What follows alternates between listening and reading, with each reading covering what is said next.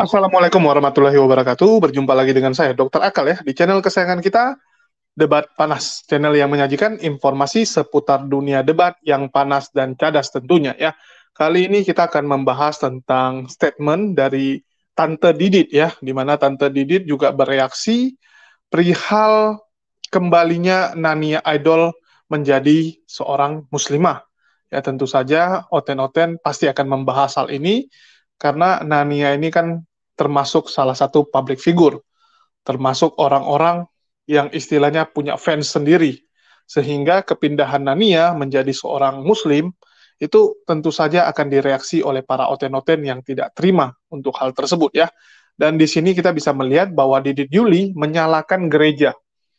Ya, dia menyalahkan bahwa ini kesalahan dari gereja. Nania ini adalah produk dari gagalnya gereja, ya, atau produk gagal gereja gitu ya. Saya nggak tahu dia mau bilang produk ya yang gagal gara-gara gereja atau dianya yang gagal gitu. Ya, jadi gerejanya yang gagal ngedidik dia atau Nanianya yang produk gagal. Tapi dua-duanya gagal sih intinya gitu ya. Intinya ini karena andil gereja sehingga si Nania ini menjadi kembali muslim. Ya, itu yang ingin disampaikan oleh Tante Didit. Jadi dia menyalahkan pengajaran gereja yang salah dalam mengajar, ya, yang salah mengambil tindakan sehingga Nania ini bisa kembali menjadi seorang muslimah. Ya, Didit menyalahkan gereja tempat si Nania bernaung, di mana kita ketahui tempat Nania bernaung ini adalah GBI, ya, Nania Indonesia Idol ini, Nania Yusuf Idol ini adalah jemaat ataupun bisa disebut misionaris ya, karena dia udah disuruh penginjilan, sudah disuruh kesaksian kemana-mana dari tim GBI. Oke, bagaimana pernyataan Didit Yuli?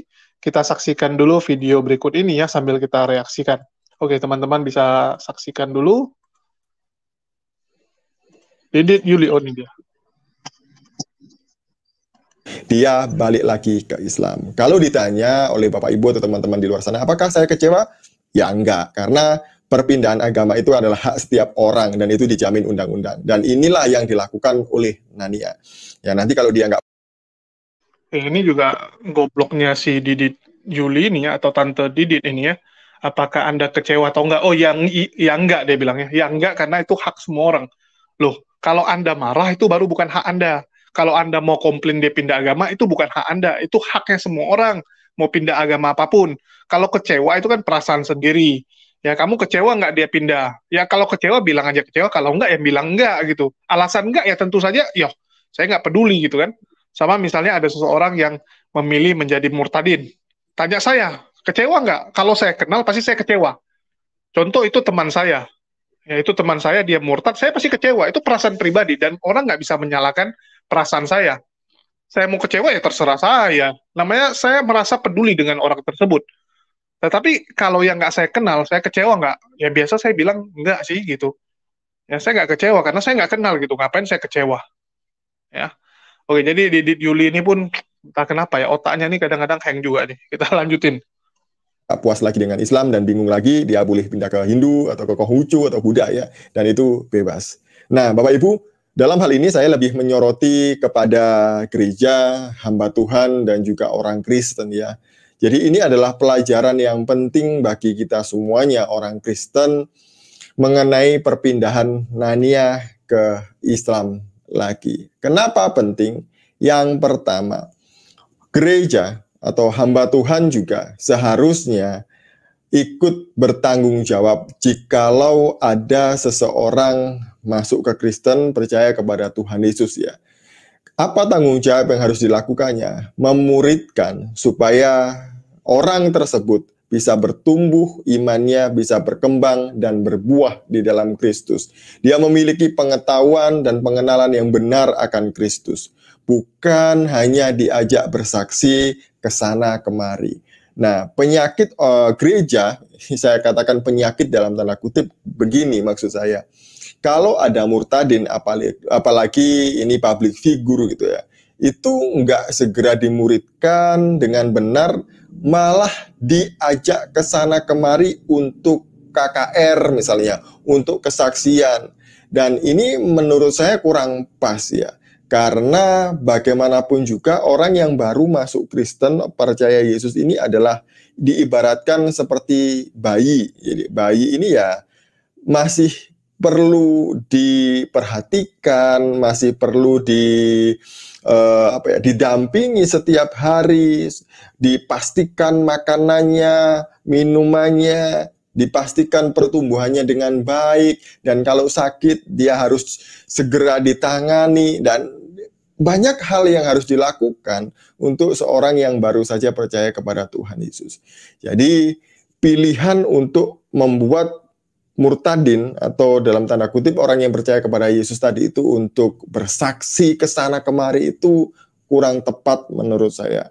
Karena ya itu tidak akan membuat orang bertumbuh di dalam Tuhan. Pengalaman seseorang itu tidak cukup bagi saya tanpa pengajaran firman Tuhan yang benar. Jadi harus dididik benar-benar menjadi orang yang tahu firman Tuhan dan melakukan firman Tuhan sehingga itu bisa berbuah dalam dirinya. Nah, kenapa saya katakan bahwa Nania ini adalah produk gagal dari gereja dan hamba Tuhan? Karena ketika mendapat pertanyaan dan pergolakan batin pikiran, dia itu tidak datang kepada Tuhan karena dia memiliki kepastian, tidak. Justru dia bimbang dan balik lagi ke Islam. Alasannya sepele kalau saya lihat di dalam media massa ini ya. Nah, saya membaca di suara.com, ini judulnya Ingat Kematian Alasan Nania Yusuf kembali memeluk Islam. Beritanya begini, Nania Yusuf mengungkap alasan kembali masuk Islam. Tak seperti kebanyakan orang yang mendapat hidayah lewat mimpi, ia justru mantap kembali menjadi Muslim setelah memijat sang ibu. Aktivitas ini dilakukan Nania Yusuf saat momen Lebaran. Ia yang sedang berada di kamar bersama ibunya mendadak tertegun dengan pikiran kalut. Ada gejolak hati yang bilang, kalau misalnya mami meninggal atau salah satu yang meninggal, siapa yang sholatin, siapa yang mandiin, siapa yang mendoakan? Ucap Nania Yusuf ditemui di Omah Asa Kuningan, Jakarta Selatan pada hari Rabu tanggal 21 bulan 5 tahun 2022. Sebab ia yang pada saat itu masih beragama Kristen meyakini perbedaan agama membuat tembok pemisah antara dirinya dan keluarga. Bagaimanapun juga kalau tidak satu frekuensi nggak mungkin nembus doanya. Apalagi leluhur dan keluarga besar saya semuanya Muslim, terang Nania Yusuf. Selain itu muncul pertanyaan lain, nanti kalau saya meninggal, saya mau dimakamkan sebagai Islam atau Kristen? Karena memang sejujurnya keluarga terutama orang tua Nania Yusuf belum menerima 100% keputusan menjadi Kristen pada 2009. Jadi inilah yang menjadi alasan kenapa Nania kembali ke Islam lagi. Pertanyaan-pertanyaan, kalau saya mati nanti dimakamkan secara Islam atau Kristen, kalau ibu saya nanti mati, siapa yang sholatin, siapa yang mandiin. Dan ini adalah bukti bahwa Nania tidak dimuridkan dengan baik oleh gereja. Kita ya, teman-teman sudah dengar ya, ini dikatakan bahwa Nania ini adalah produk gagal dari gereja oleh si Didit Yuli ya. Kalau saya bilang bukan salah dimuridkan. Nggak salah dimuridkan, memang pengajarannya nggak masuk di akal. Itu yang benar, harusnya Didit Yuli menerima kenyataan itu. Buktinya, ya Nania itu kan mengaku sudah ketemu Yesus, sudah jumpai Yesus. Dia aja nggak percaya bahwa nanti setelah dia meninggal ya, setelah dia meninggal dia akan ketemu Yesus atau Yesus akan mengurus dia. Dia nggak percaya dengan Yesus. Buktinya apa? Dia bertanya kan kalau nanti dia meninggal bagaimana? Nanti setelah dia meninggal bagaimana? Artinya dia sebenarnya nggak percaya dengan Yesus dan nggak pernah jumpa sama Yesus. Itu kesaksian palsu dan dia sadar. Saya semua nggak mau bersaksi itu, tapi itu requestan dari orang yang menyuruh saya bersaksi seperti itu. Ya, dia nggak percaya sama Yesus. Dari pernyataannya aja udah jelas bahwa dia nggak percaya Yesus. Padahal di awal-awal dia murtad, dia mengatakan ketemu Yesus. Bagaimana mungkin orang yang sudah ketemu dengan Yesus nggak percaya dengan Yesus? Artinya dia memang nggak pernah ketemu Yesus. Bahkan dia aja bingung gitu kan, meninggal nanti dia secara apa. Inilah bukti bahwa dia ini selama ini tipu-tipu. Ya, selama ini cuma tipu-tipu dan dia melihat skenario dari kekristenan ya, sengaja menggunakan dia untuk mencari ya donasi lebih banyak, sumbangan lebih banyak dari para oten-oten. Dan sebenarnya itu saling menguntungkan. Gereja dapat donasi banyak, gereja dapat banyak, dia juga dapat bayaran besar. PK-nya besar, kesaksian di mana-mana. Jadi selama masih sama-sama menguntungkan, dia jalani. Tapi dia udah sampai di satu titik, dia lihat, wah mau ngapain lagi gitu. Apakah harus ya hidup dengan penuh tipu-tipu terus? Apakah mau sampai tua, sampai meninggal nanti tipu-tipu terus? Bagaimana nanti di akhirat? Nah, Nia sudah menyadari hal itu. Beda dengan Didit Yuli ya. Terus Didit Yuli menyalakan pengajaran. Yang ngajarin GBI dan salah satu gurunya adalah ya Mbah Udin, Saifuddin Ibrahim dan juga Yusuf Manubulu. Mereka itulah guru-gurunya. Anda mau nyalakan mereka? Nah, nanti diketok kepala kau Didit Yuli sama Mbah Udin ya. Ini si Udin, gembel Udin ini kalau dengar diketokin ini kepala Didit Yuli. Kau sembarangan ya, saya ngajari dia udah capek gitu.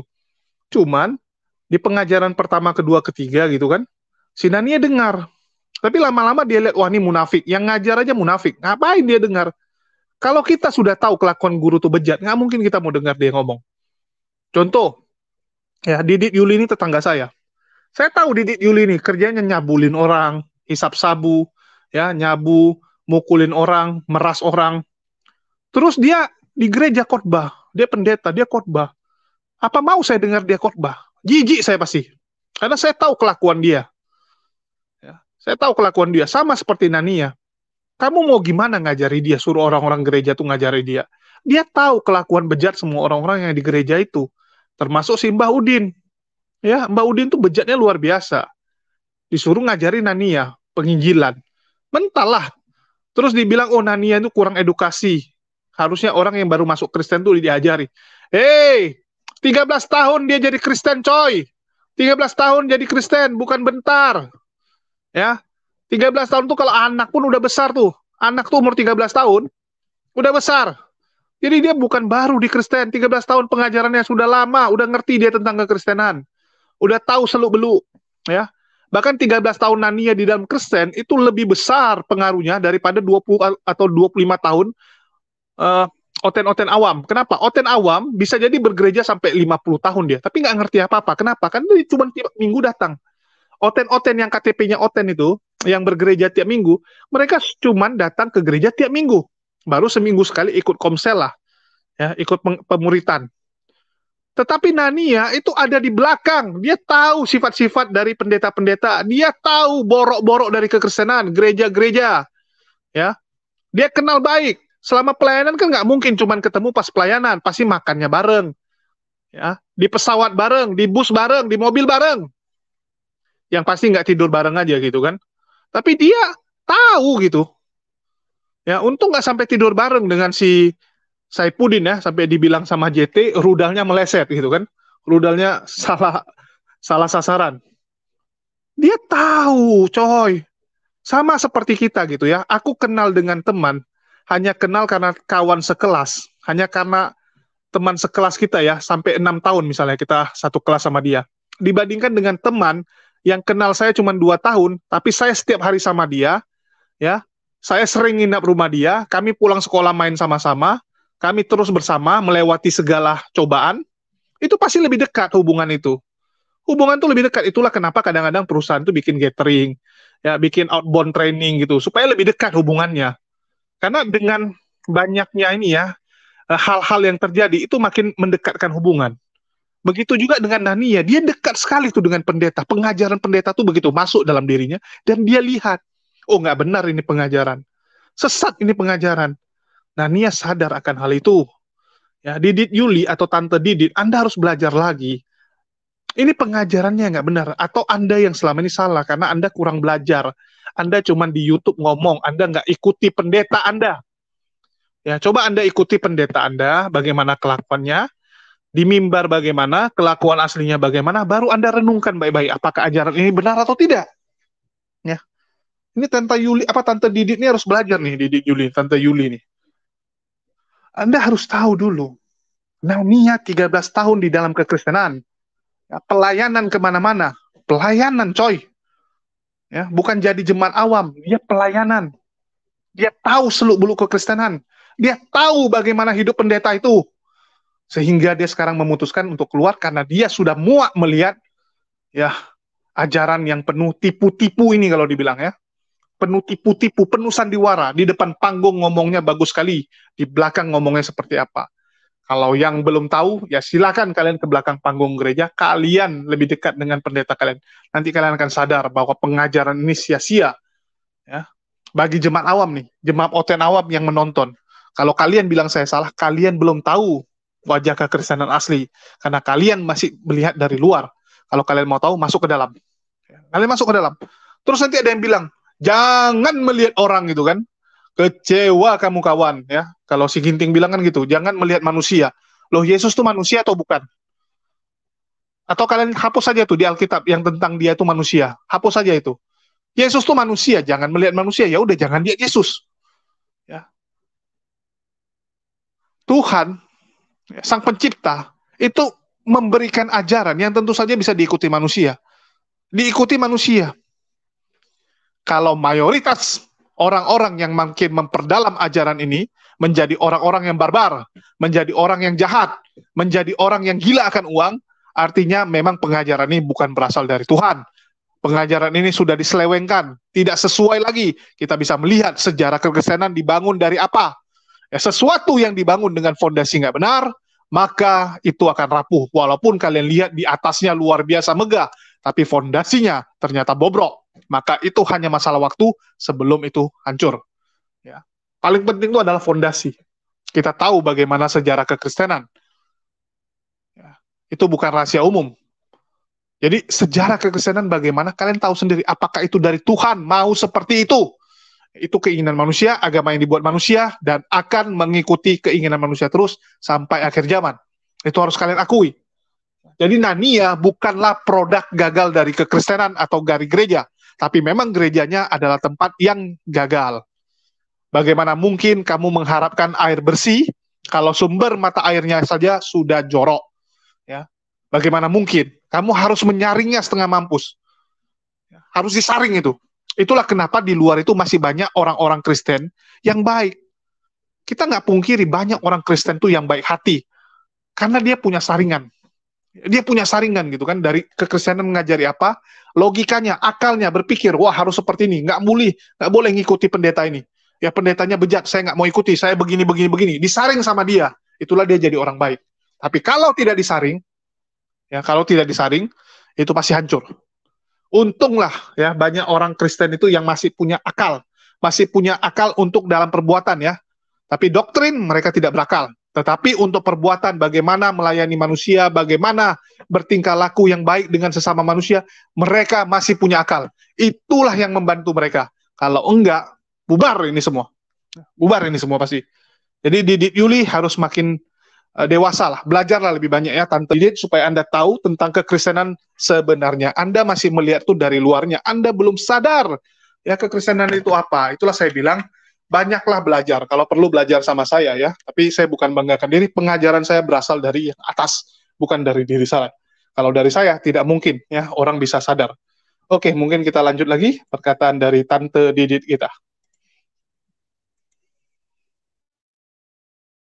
Jadi, sekali lagi Bapak Ibu, Saudara yang kasih dalam nama Tuhan kita Yesus Kristus, jadikan ini sebuah pelajaran penting ya.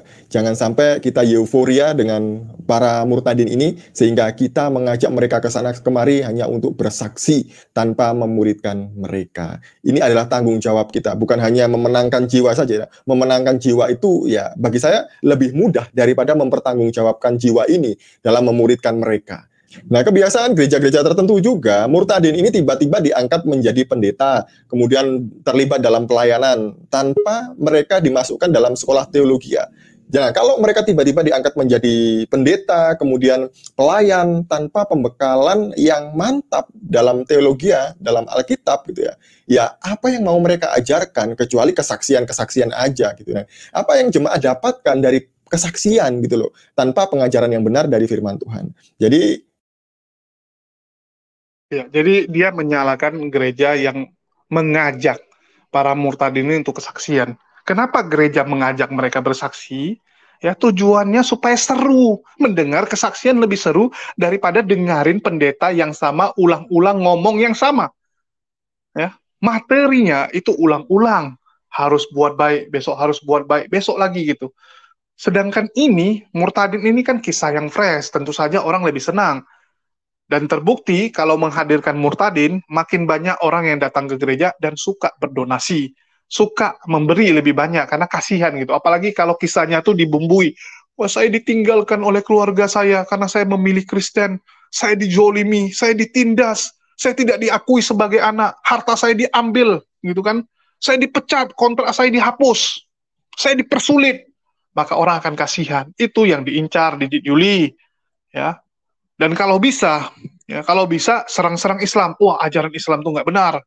Ajaran Islam itu penuh darah, mengorbankan orang. Padahal yang dikorbankan sama kekristenan lebih sadis lagi. Tuhan yang dikorbankan. Itu sengaja dijual oleh gereja. Ini marketing campaign-nya memang seperti itu, Didit Yuli. Ya, Tante Didit ini nggak ngerti marketing.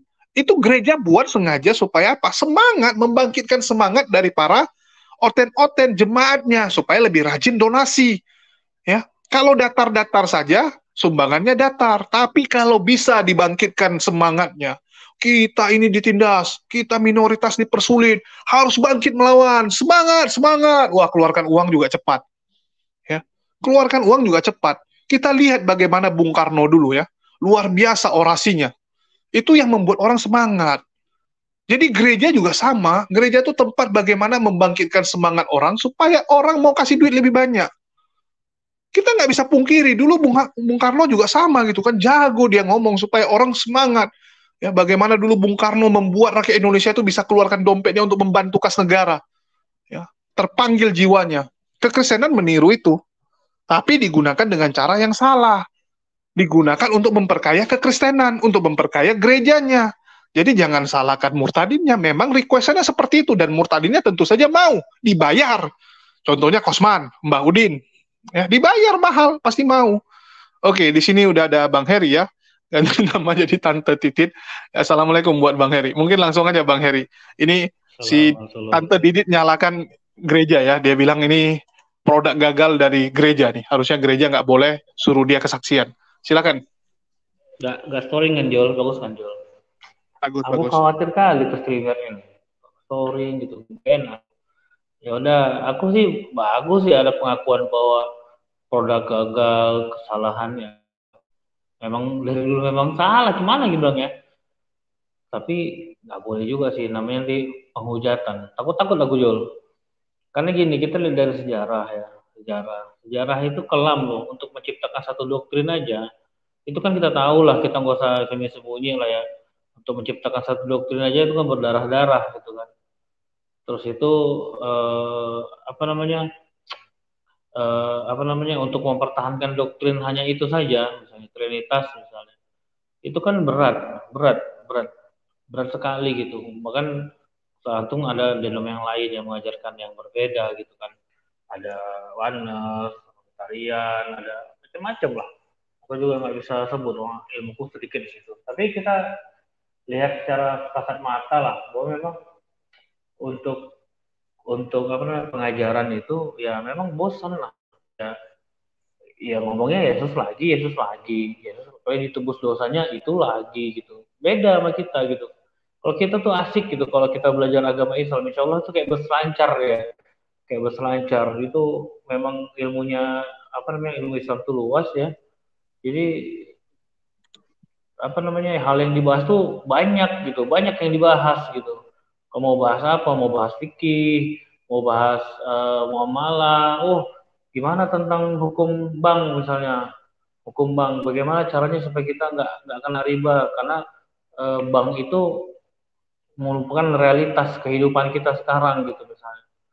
Itu bagaimana supaya kita misalnya memperkecil akibat riba misalnya, kan itu kan ada. Terus para ulama, para ustadz kita pada belajar bagaimana caranya supaya sedikit mengurangi beban riba gitu kan. Nah, itu asik pembahasannya gitu.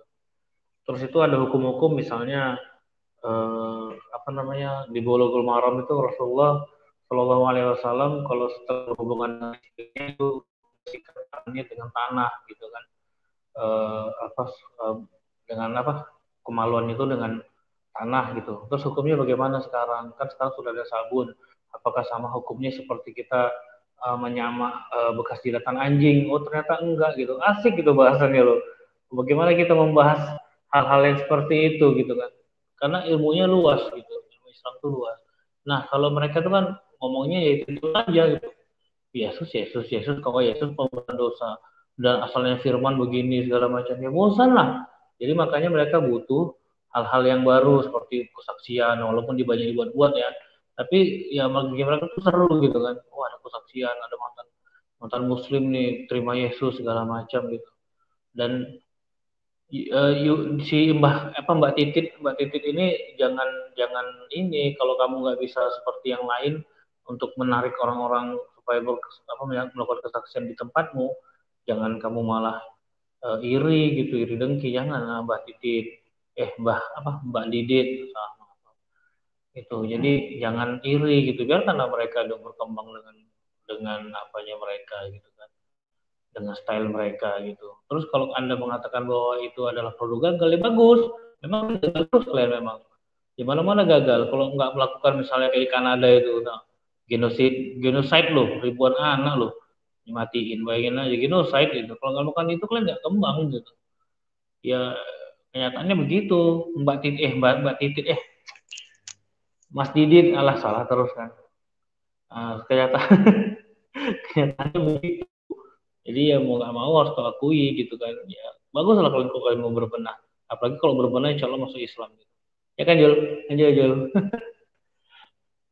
Negeri Islam itu yang benar-benar hancur karena corona gitu. Yang benar-benar kena corona yang luar biasa lah. Indonesia pun katanya kemarin luar biasa juga. Angka kematian juga nggak terlalu besar gitu dibanding sama India misalnya kemarin kan. Gitu. Jadi banyak hal-hal yang ditemukan oleh para mu'alaf dan mu'alafah itu tentang masalah fikih. mereka tercerahkan dengan masalah fikih. Oh ternyata Islam itu luar biasa begini gitu. Ini si Jul belum balik juga ya. Nah, ya Mbah Didit ya begitu memang Anda harus pasrah dengan kenyataan yang ada. Terus kalau bisa jangan terlalu keras hatinya. Oh, undang-undang belajar gini enggak juga. Coba buka satu-satu tentang agama kalian bagaimana mengajarkan. Yang pasti gini, tidak ada sebuah iklan itu yang kalau berlebihan itu kok nggak jong, pasti jong. Nggak, misalnya Anda beli ini bakal dapat ini gitu, nggak ada itu yang nggak jong. Itu pasti jong tuh, itu pasti jong, pasti banyak bohongnya. Gitu. Jadi ya wanti-wanti aja lah kalau misalnya nanti, karena kehidupan ini kan apa sebentar ya, begitu kita mati nyesal gitu. Wah ternyata salah server. Masuk harusnya pengen yang masuk surga ternyata masuk neraka juga ya kan. Itu kirain bener-beneran itu masuk surga ya nggak taunya masuk neraka. Ya dia apalah dipikirkan lah baik-baik lah. Mbah Didit ya Mbah Didit lah ya dipikir baik-baik, jangan cuma komen karena beberapa kali saya lihat komen Anda tuh nggak mutu gitu, sangat tidak bermutu. Mbak Didit nggak mutu banget gitu. Aku juga ngomong sendiri ya, kayak curhat nih kayaknya. Jul, mana Jul? Astagfirullah. Mau jumatan nih.